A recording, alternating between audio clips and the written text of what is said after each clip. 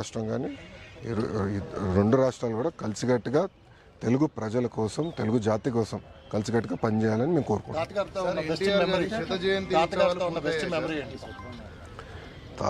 అన్నగారితో ఉన్న నాకు best memory అంటే, ఒకసారి ఆయన మేమందరం హ్యాబిట్స్లో ఆయన ఉన్నప్పుడు మమ్మల్ని బయటికి తీసుకెళ్ళండి అని ఆయన కోరారు.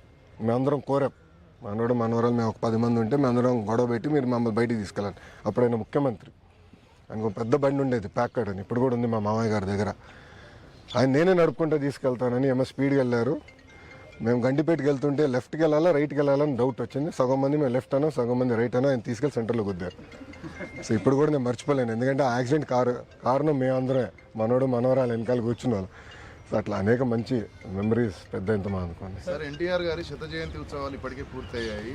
భారతరత్న డిమాండ్ అనేది అది ఇంకా అలాగే ఉంది. ఏ విధంగా ముందుకెళ్ళున్నారు సార్? ఆ డిమాండ్ ఉంది.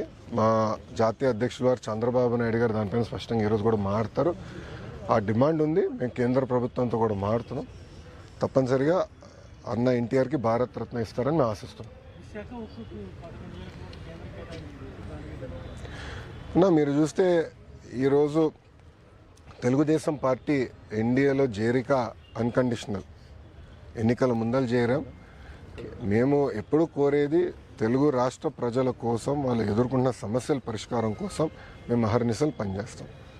దాంట్లో భాగంగా విశాఖ ఉక్కుకు వచ్చేగల ఆనాడు ఉమ్మడి రాష్ట్రం ఉన్నప్పుడు విశాఖ ఉక్కు ఆంధ్రుల హక్కు అనే ఉద్యమం జరిగింది. అందరం అంటే ఇటు తెలంగాణ కానీ అటు ఆంధ్ర రాష్ట్ర ప్రజలు కానీ కలిసికట్టుగా పోరాడి ఉక్కు ఫ్యాక్టరీ సాధించారు.